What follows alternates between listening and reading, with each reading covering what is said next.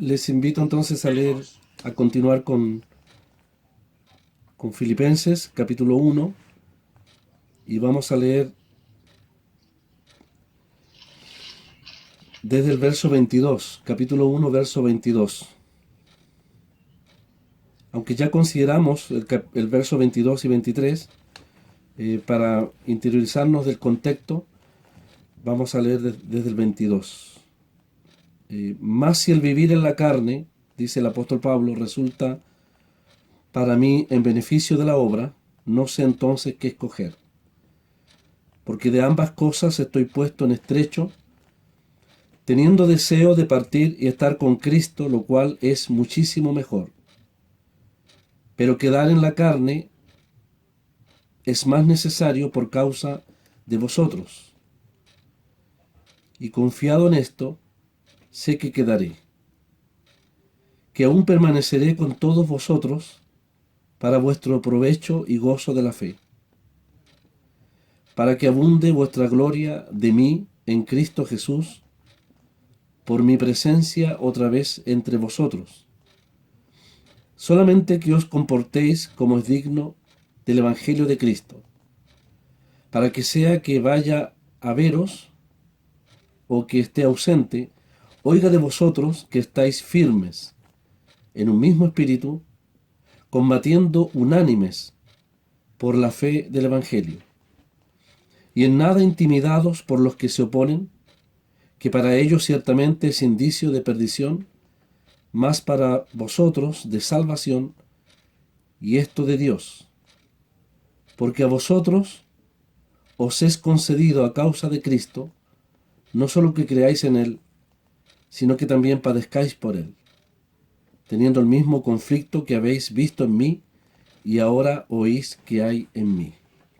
Aquí la palabra del Señor, siempre pedimos que Él la bendiga. Una de las preguntas cruciales que hicimos la ocasión pasada, que quizás recuerden los hermanos, es ¿qué es mejor, vivir para Cristo o estar con Cristo? Tuvimos la oportunidad de ver que el apóstol Pablo, a partir del verso 21, nos ha dicho que la vida, vivir para Cristo es sublime, y morir en Cristo o por Cristo también es sublime. De ambas cosas el apóstol está en estrecho. Y la verdad es que nos enfrentamos a un pasaje en donde también el apóstol Pablo está en una verdadera disyuntiva. Hay una bifurcación frente a él respecto a qué decidir. Esa expresión, estar en estrecho, cuando dice el apóstol Pablo no sabe qué decidir, es precisamente porque él tiene un alto concepto de lo que significa servir al Señor aquí en la tierra, pero también tiene una intuición y una esperanza, por supuesto, de que estar con Cristo es muchísimo, muchísimo mejor, como intentamos traducir esa palabra o explicarla cuando él dice estar con Cristo. Partir y estar con Cristo es a lo lejos, muchísimo mejor. Recordemos que esa expresión no hay lenguaje humano que pueda realmente describir la grandeza de lo que significa estar con el Señor. Como ese poeta antiguo nos decía, y lo explicábamos, que si la vida habría de ser solo dolor, mejor nos es la muerte. Y la muerte es el escape, puede ser el escape para algunos sin esperanza de los terrores de la vida. Pero también si la vida, el hombre se agarra, se aferra a la vida, la muerte también es un terror. Pobre mundo, no tiene ninguna esperanza, sino tratar de escapar del sufrimiento. Para el apóstol Pablo no es asunto de escapar del sufrimiento, sino de enfrentarlo en un propósito tan sublime como que es por causa de Cristo. Si habrá de sufrir en la prisión, si habrá de experimentar el martirio, si es por el Señor, partir y estar con Cristo es muchísimo mejor. Pero como dice el verso 24, pero quedar en la carne es más necesario, dice, por causa de vosotros. Así que el apóstol Pablo tiene la posibilidad de una elección y un verdadero renunciamiento. Fuimos testigos la semana pasada de lo que llamamos el renunciamiento del apóstol. Una especie de despojamiento, en realidad, parecida a lo que de manera más sublime el Señor, su Maestro, habría de hacer. Hubo uno que dejó los cielos, las glorias del cielo, lo va a decir el capítulo 2, quien siendo en forma de Dios, no estimó el ser igual a Dios, sino que se despojó. Y el Señor entonces, como Moisés, mirando la necesidad de esclavos como nosotros, Él dejó el ámbito de gloria, las igualdades con Dios, todo aquellos vestidos, como a veces cantamos, ese ropaje espléndido y divinal del Señor. Él se despojó de aquello, se despojó de lo glorioso, de lo sublime, por lo necesario, que era nuestra salvación. Y si el apóstol Pablo habrá de enfrentarse también a una elección, ciertamente nosotros, ¿quién no lo haría?, decidiríamos por las glorias del cielo. Pero el apóstol Pablo definitivamente va a dejar lo que hemos llamado lo supremo por lo necesario, lo glorioso por el servicio. Va a dejar el ámbito de estar con Cristo, que es mejor, por los sufrimientos aquí en la tierra por causa de sus hermanos. Eso es un anticipo ya, el verso 23 y 24 es un anticipo ya del gran capítulo 2, cuando el apóstol Pablo nos presentará el ejemplo supremo de desprendimiento, de abnegación por los otros, el ejemplo supremo del Señor. El apóstol Pablo entonces dice quedar en la carne. Y podremos recordar, hermanos, también para nuestro examen, realmente todos quedamos pequeños frente a lo que el apóstol Pablo dice aquí, el hecho de que para él no hay términos medios. O estar con Cristo o estar aquí en la carne es por causa de la obra. No hay otro propósito en la vida del apóstol Pablo. Mientras él está en el cuerpo, en este tabernáculo, que él espera que ese tabernáculo un día va a ser transformado, el único propósito y meta del apóstol Pablo es servir a sus hermanos. Dice, es necesario que yo quede por causa de vosotros. Lo que nos impresiona, o más bien dicho, lo que podemos admirar del corazón de este hombre, es su gran amor que es divino, que es del Señor. Lo ha dicho a los filipenses en este mismo capítulo 1. Os amo, dice, con el entrañable amor de Jesucristo. No dice con un amor parecido, sino con el entrañable amor de Jesucristo. En otras palabras, parece el apóstol Pablo ser un medio, un canal del amor de Jesucristo, y ahora lo está expresando de manera práctica. Así que es una decisión de amor. Es un amor que se sacrifica por el bien de los otros. Es semejante al amor que el Señor también va a expresar, como hemos dicho. Un día el Señor estuvo en el monte de la transfiguración. Estuvo en un paréntesis de gloria, podríamos decirlo. Una pequeña muestra de la gloria futura que Él tendrá, no solamente en el milenio, sino por toda la eternidad. Y algunos discípulos fueron testigos de ese magno evento en aquel monte, en aquella noche de aquel monte, donde su gloria se proyectó a través de su cuerpo y brilló de una manera impresionante. Y uno podría haber pensado que el Señor perfectamente, podríamos pensarlo así, perfectamente Él hubiese decidido permanecer para siempre en ese ámbito de gloria. Era su derecho. Era su derecho como el Hijo de Dios. Y era su derecho como el hombre perfecto. Si había un hombre en la tierra que podía directamente pasar a la presencia de Dios, ese era el Señor. Y en el monte de la transfiguración se ve una muestra tan clara de esa gloria. Pero podríamos decir, hermanos, que, por así decirlo, el Señor da las espaldas a esa gloria, la cual vendrá a través de la cruz y por medio de la cruz. Él da, por decirlo así, las espaldas a aquello y desciende, nos relatan los evangelios, desciende por el monte a la triste y miserable realidad de un endemoniado, de los discípulos en incredulidad, de todo lo que es el pueblo de Israel y todo lo que al Señor le toca más adelante. Si nosotros tuviésemos un atisbo de la gloria, si Dios nos permitiese un segundo en la gloria con el Señor, quizás nunca quisiéramos volver atrás. Pero no es asunto de permanecer allí. Hay una necesidad, y esa necesidad para el Señor fue descender en el monte. Como nuestro hermano oraba de aquel que dio su vida en el monte del Calvario. Tiempo atrás, meses atrás, el Señor estuvo en un monte de gloria para enfrentar un monte de sufrimiento. El Señor entonces, al igual, o más bien dicho el apóstol Pablo, al igual que el Señor, decide entonces, bajo la soberanía de Dios, aceptar la voluntad del Señor de quedarse un tiempo más, como dice el verso 24, quedar en la carne me es necesario por causa de vosotros. Había mucho más trabajo que hacer, había mucha obra que realizar, y pareciera que Pablo era, podríamos decirlo así, era indestructible, era, era inmortal en los propósitos de Dios hasta que eso se cumpliese. Si una tempestad no fue capaz de hundirlo en el mar Mediterráneo, si 40 hombres no fueron capaces de cumplir su voto de matarlo, y etcétera, tantos peligros que él pasó, una cárcel más o un emperador más no sería el que decidiría su destino, lo sería el Señor. Así que el apóstol Pablo, más que inquieto por el veredicto de un juez humano, él está preocupado profundamente por lo que el Señor, su Señor, del cual él es esclavo, decidiría sobre él. Así que el apóstol tenía la plena serenidad de que, ya sea por vida o por muerte, como hemos visto en el verso 22, 21, a través de la vida o a través de la muerte, ahí en el verso 20 al final, él deseaba sobre todo magnificar al Señor. Entonces lo que es para beneficio de Pablo es postergado por un tiempo más para sacrificarse él mismo en beneficio de sus hermanos.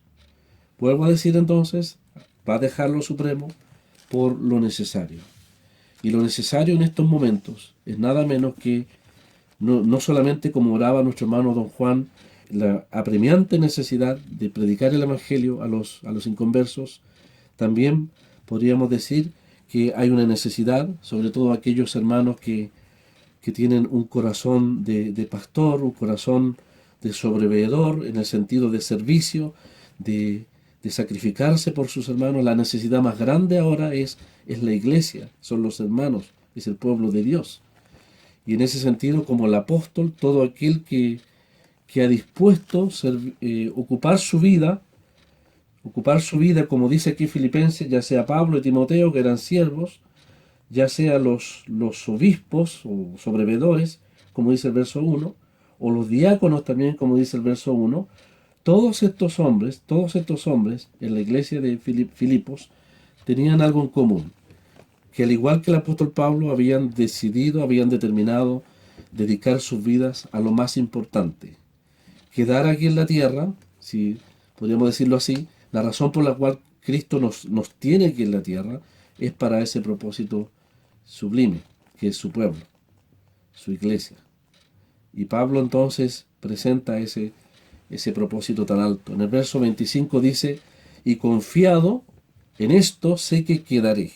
Pablo dice, sé que quedaré, que aún permaneceré con todos vosotros para vuestro provecho y gozo de la fe.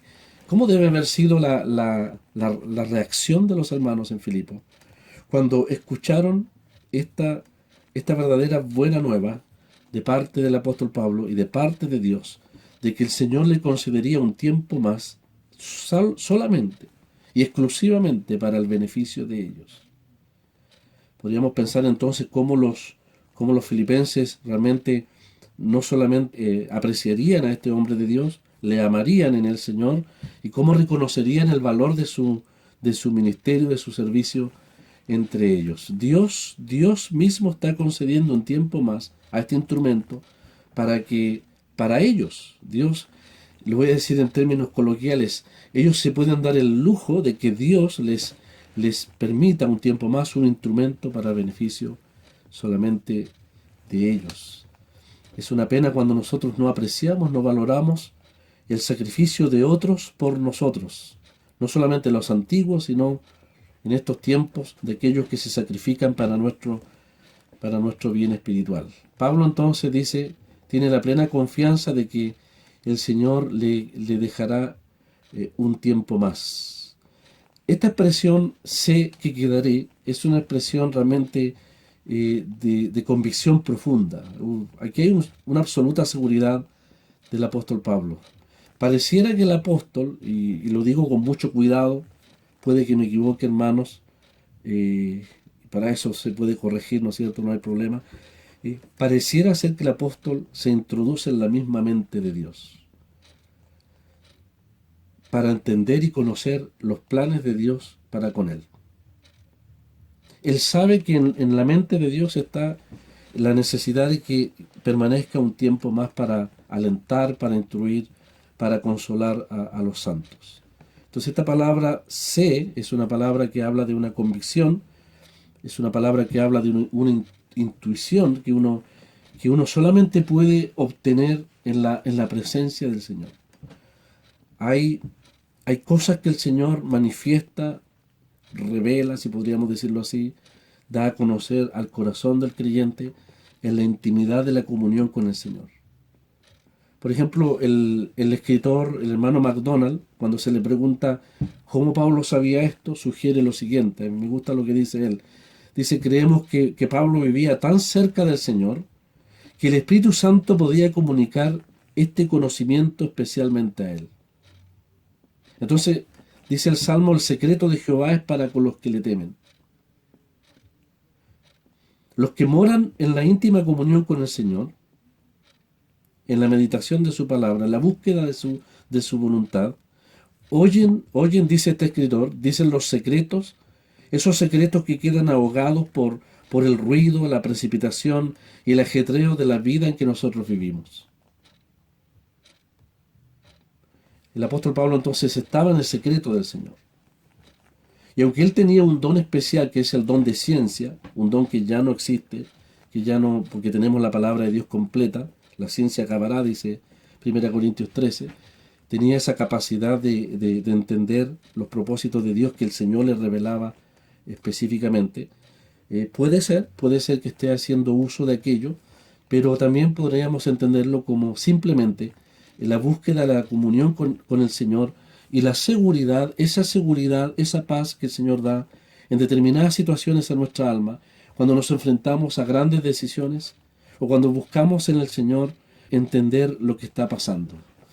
Una de las cosas que me ha gustado entender de parte de otros hermanos de los cuales uno se beneficia, es que cuando buscamos la sabiduría de Dios, la sabiduría de Dios es simplemente ver las cosas como Dios las ve. A veces hay situaciones, hay problemas en que necesitamos sabiduría de Dios, quisiéramos ver el diagnóstico como Dios lo vería y quisiéramos tener el remedio como Dios tendría el remedio. Bueno, la sabiduría de parte de Dios es la comunicación en su gracia de su pensamiento, de su visión respecto a determinada situación ante la cual nosotros necesitamos claridad. Y qué hermoso saber, como dice Santiago, si alguno tiene falta de sabiduría, pídala a Dios.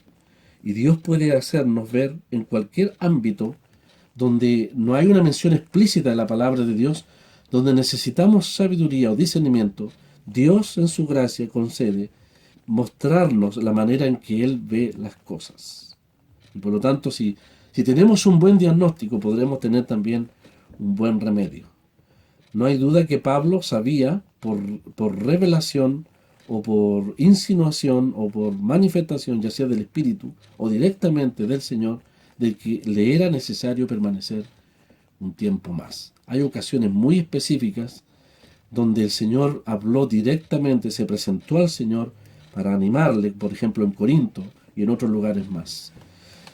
Los secretos de ese hombre con el Señor en la cárcel no los sabemos, pero sí sabemos lo que dice el versículo 25. Y confiado en esto sé que quedaré, que aún permaneceré con todos vosotros para vuestro provecho y gozo de la fe. Y cuando Pablo entonces presenta esta expresión, nos da la idea entonces de que el propósito de su estadía un tiempo más es para el provecho de la fe, así se podría leer, para vuestro provecho de la fe y para el gozo también de la fe. Entendemos aquí que la palabra fe se refiere a la doctrina. A veces la palabra de Dios habla de la fe como el ejercicio del alma, del creyente que se apropia, que se agarra de las promesas de Dios. Es la confianza en la palabra de Dios. Pero como ustedes saben, hermanos, también la palabra fe es amplia en el sentido de constituir todo el cuerpo de doctrina, la cual nosotros la hemos apropiado, de la cual, como dice el apóstol Pablo, te persuadiste. Ese cuerpo de doctrina, de enseñanza que es una tremenda responsabilidad también para cada creyente. Así que el apóstol Pablo lo que desea hacer en el tiempo que el Señor le conceda, y ese es su anhelo, volver a Filipos y poder reunirse ahí con los hermanos y estar un tiempo para fortalecerlos, no solamente en la fe personal en cuanto a las promesas y la palabra de Dios, sino también instruirlos, equiparlos con lo que es el conocimiento de la amplia gama de enseñanza que tiene la fe, no solamente en cuanto al Evangelio, por ejemplo en el caso de los tesalonicenses en cuanto al futuro, sino también en cuanto a la vida cristiana misma. Así que hay dos aspectos aquí de la fe. Hay la posibilidad de que por el ministerio del apóstol Pablo los creyentes reciban un provecho. Es la misma palabra que el apóstol ha usado ahí en el verso 12, cuando habla que las circunstancias han redundado, dice, para el progreso del Evangelio. Es decir, la fe avanza, crece, es un avance, es un crecimiento en mayores áreas, no solamente de conocimiento de la doctrina, sino también de entendimiento de la doctrina, sino también de la práctica de esa doctrina. Pero también el ministerio, la enseñanza del apóstol, no solamente ampliará, les equipará, les hará avanzar en otras áreas de entendimiento, sino que también, y ese es el objetivo por el cual nosotros nos reunimos, independientemente de quién nos enseñe, todos los instrumentos del Señor son importantes. Lo importante es que, como oraba nuestro hermano, con corazones sensibles a la palabra de Dios, siempre habrá provecho y habrá gozo de la fe, de la enseñanza. No hay nada más maravilloso que cuando el Señor usa soberanamente a los hermanos para explicarnos la palabra de Dios y poder no solamente entenderla, sino también poder llevarla a la práctica. Hay el conocimiento de la palabra de Dios, la iluminación respecto a aquello que es importante para nuestra vida trae verdadero gozo. Y cuando lo ponemos en práctica, cuando obedecemos al Señor en lo que aprendemos, ciertamente la vida va creciendo. No es un asunto académico, no. Gracias al Señor, las reuniones, el ministerio de la palabra de Dios, no es un asunto meramente académico, sino para eso tendríamos las universidades. Hay algo que los profesores de las universidades, con mucho respeto a mis hermanos que trabajan en eso, no pueden lograr que sí el Señor hace cuando los santos se reúnen. Es esa gracia que el Espíritu Santo da que produce que el conocimiento y el entendimiento de la palabra se transforme en un sentimiento de gozo, de alegría, que trae solamente la palabra de Dios. No hay nada más maravilloso que salir edificados, gozosos, de haber no solamente comprendido algo que ignorábamos, algún aspecto más del Señor, sino que haber sido nutridos y fortalecidos por la palabra de Dios. Las academias no lo pueden hacer. Solamente en la congregación de los santos el Señor puede obrar de esa manera. De hecho, cuando lleguemos al capítulo 2, vamos a ver que un ingrediente esencial va a ser lo que el apóstol Pablo llama la comunión del Espíritu. Y eso se refiere al ejercicio, a la obra que el Espíritu Santo hace en el ámbito congregacional. Y solo en el ámbito congregacional. De tal manera que nadie podrá decir, bueno, yo tengo mi Zoom, tengo mis reuniones virtuales, esperamos que no sea así después que todo esto pase, ¿no es cierto? Alguien podría decir, yo tengo mi Biblia y en mi casa es suficiente. No. Hay una comunión del Espíritu ahí en el capítulo 2, que solamente es en el ámbito congregacional. Por lo tanto, hay manifestaciones del Espíritu, lo digo yo sé que los hermanos me entienden a qué me estoy refiriendo. Hay gracias del Espíritu de Dios que se dispensa solamente en el ámbito de la congregación.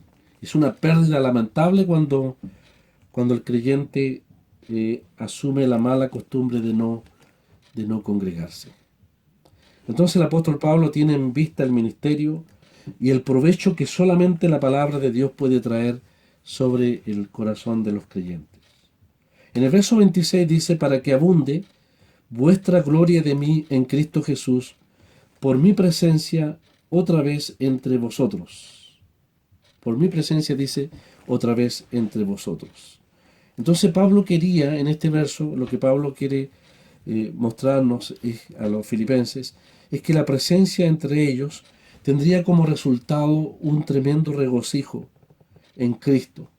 Obviamente la gloria aquí no es para el apóstol, sino es en Cristo Jesús. Él lo aclara, pone esa observación. Vuestra gloria, dice, de mí, pero en Cristo Jesús. En otras palabras, en la eventualidad de que el apóstol Pablo llegase a Filipos y los creyentes le viesen allí, nos imaginamos el ambiente de regocijo, de alegría, nos imaginamos cómo muchos lo abrazarían, otros lo besarían, otros estarían contentísimos, seguramente algunas lágrimas por allí brotarían de los ojos de algunos, quienes apreciaban a este hombre de Dios, y darían gloria, no a Pablo, sino a lo que Cristo ha hecho a través de él. Es un acto de victoria el hecho de que este hombre pueda ser liberado. Es la respuesta a las oraciones de meses y meses de los santos. Por lo tanto, si bien es cierto, los instrumentos que el Señor usa no son objeto de gloria, la gloria sí se puede manifestar a través de esos instrumentos, pero hacia la persona del Señor. No tiene nada que ver con jactancia, sino con una abundancia de gozo en base a lo que ellos podían ver de la obra de Cristo a través del apóstol Pablo. Entonces, aquí hay una pregunta importante que podríamos hacer: ¿sobre qué base podríamos nosotros gloriarnos o regocijarnos en los instrumentos de Dios? Lo voy a preguntar de nuevo. ¿Sobre qué base podríamos gloriarnos, como dice el apóstol Pablo ahí, o regocijarnos en los instrumentos de Dios?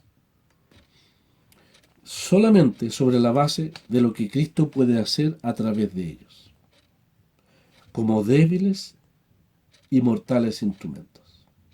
Es decir, podemos regocijarnos en las victorias que Cristo puede lograr a través de estos hombres de Dios. No solamente las victorias del Evangelio, no solamente las victorias en el avance del crecimiento de los creyentes, en el beneficio espiritual impartido, sino en el hecho de que ya la respuesta a las oraciones de los creyentes por Pablo es una tremenda victoria de parte del Señor. Los instrumentos entonces no son el objeto de gloria, sino Cristo a través de ellos. Lo repito, los instrumentos no son el objeto de gloria, sino Cristo, por supuesto, a través de ellos. Lo cual no quiere decir que no podamos amar, reconocer y sobre todo respetar a aquellos que han dispuesto sus vidas en beneficio nuestro.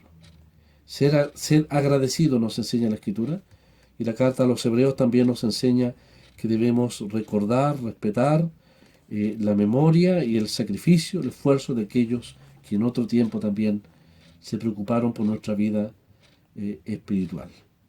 Entonces el apóstol Pablo tenía la certeza de que si eso ocurriera, que efectivamente lo que dice el Señor, lo que le revela el Señor de quedar un tiempo más,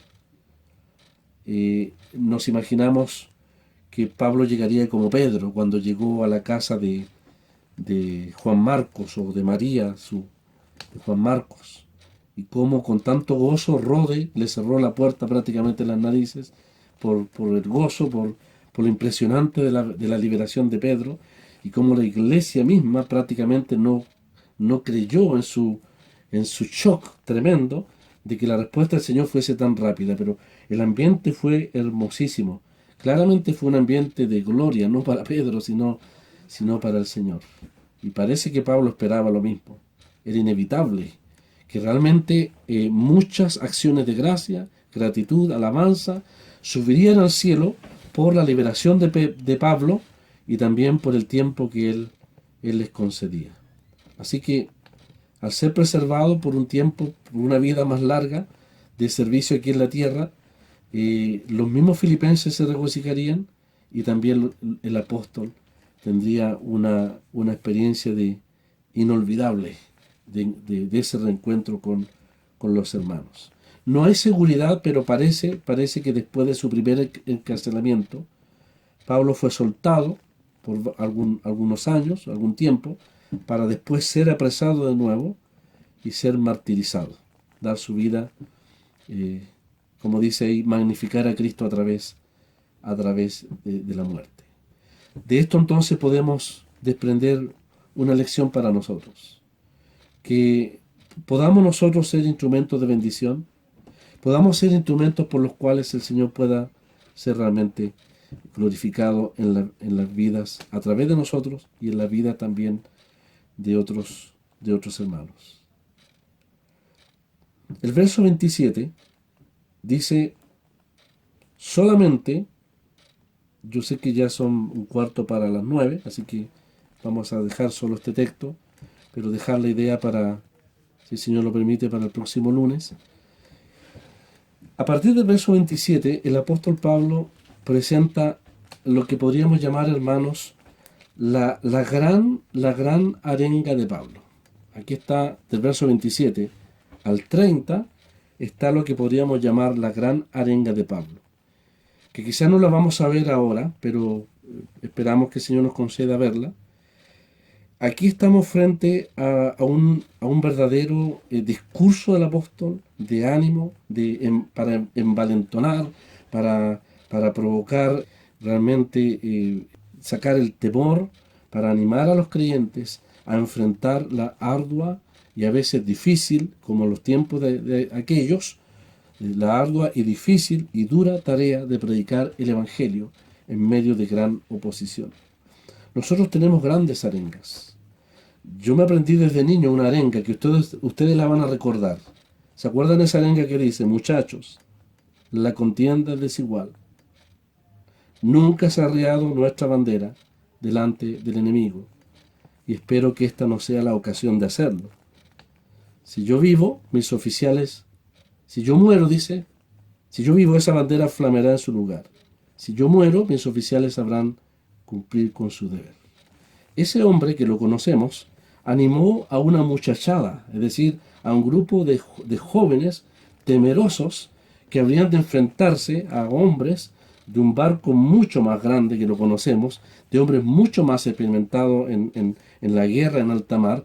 Por lo tanto, el ánimo que este héroe nacional le infundió a esos jóvenes le hizo enfrentar inclusive la muerte, a pesar de que la contienda era absolutamente desigual. Por eso en el verso 27 al verso 30 tenemos la gran arenga de Pablo. Si había creyentes pusilánimes, algunos acobardados, algunos temerosos, ya en este capítulo, que se animaron por el ejemplo de Pablo, ahora él mismo, como un verdadero capitán, como un verdadero heraldo de Dios, nos presenta, creo, hermanos, uno de los discursos, una de las arengas más hermosas que tenemos en todo el Nuevo Testamento.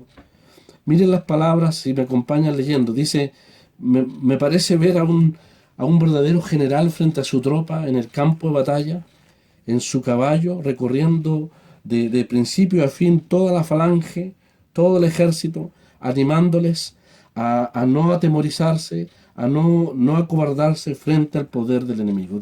Miren las palabras que usa. Dice que os comportéis, dice, como es digno del Evangelio de Cristo. Parece decirnos: soldados, dice, soldados de la cruz, dice, comportaos como es digno del Evangelio de Cristo. En el mismo verso 27 dice: estad firme, dice. Firme, dice, en un mismo espíritu. Dice: combatid unánimes por la fe del Evangelio. En el verso 28 dice: no os intimidéis de los enemigos, porque ellos están perdidos, dice. Es como que dice Pablo: la victoria ya está ganada. Para vosotros salvación, para ellos perdición. Y en el verso 29 nos da la mayor de todas las razones por las cuales podemos luchar.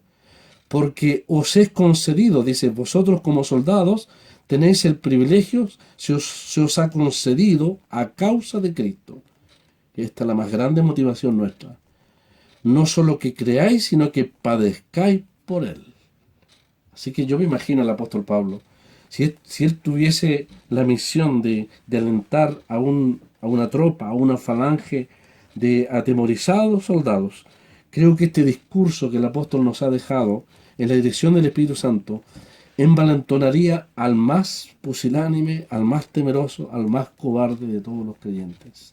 Realmente es lo que podríamos llamar entonces, hermanos, la gran arenga del apóstol Pablo, animándonos a la lucha, al compromiso y a la tremenda responsabilidad que tenemos en cuanto al Evangelio. Hay arengas importantísimas en la Biblia, yo sé que ustedes las conocen.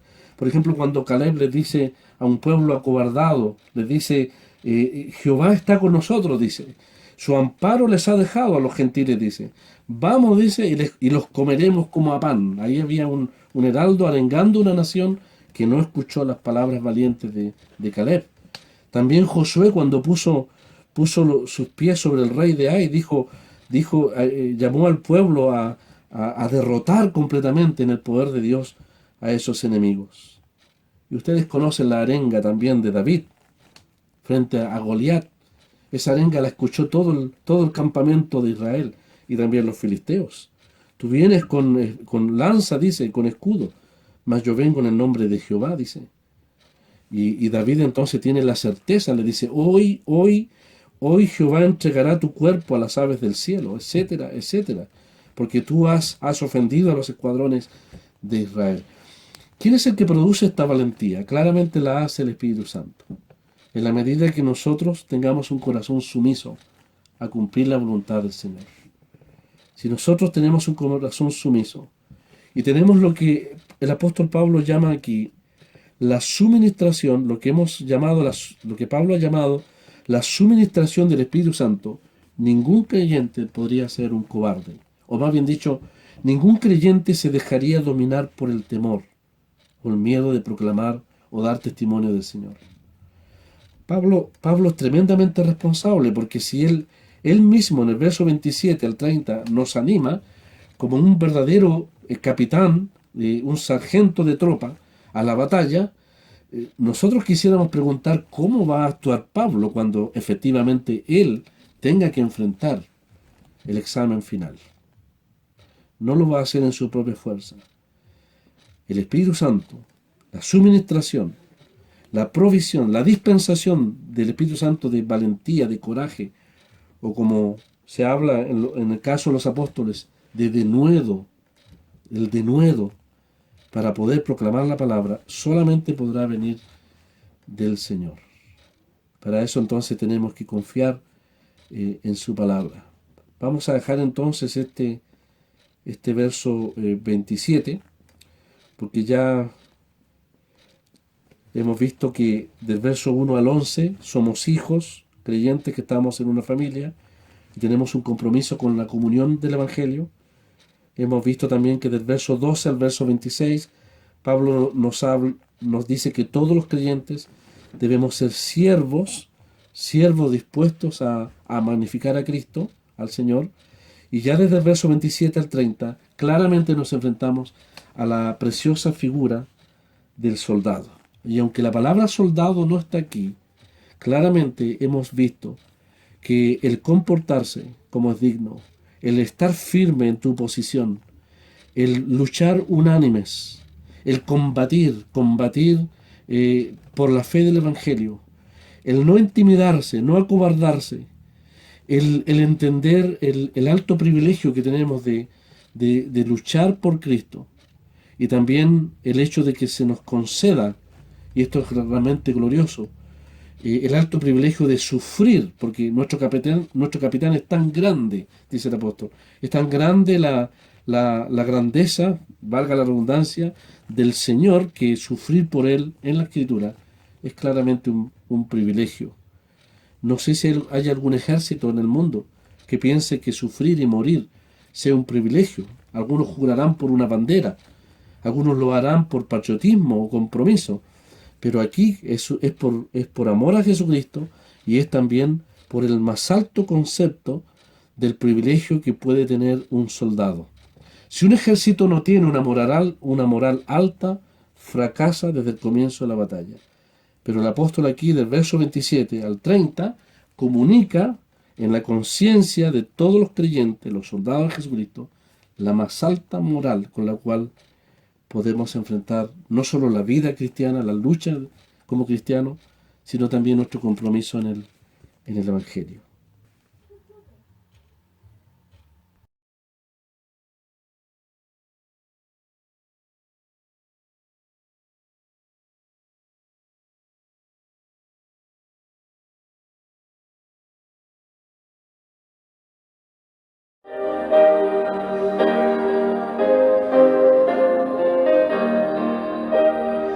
Firmes y adelantes,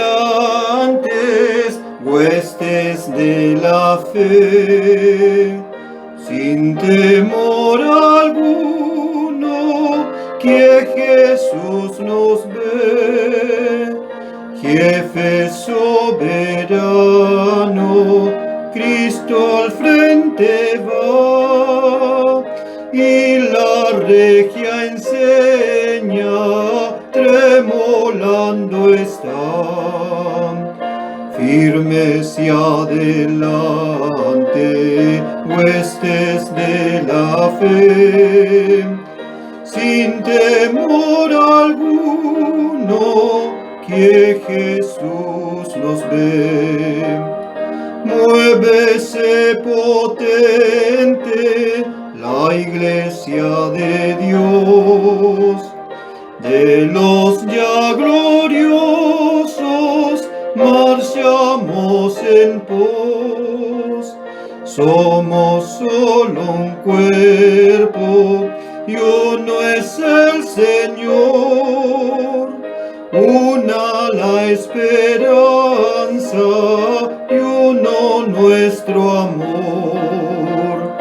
Firmes y adelantes,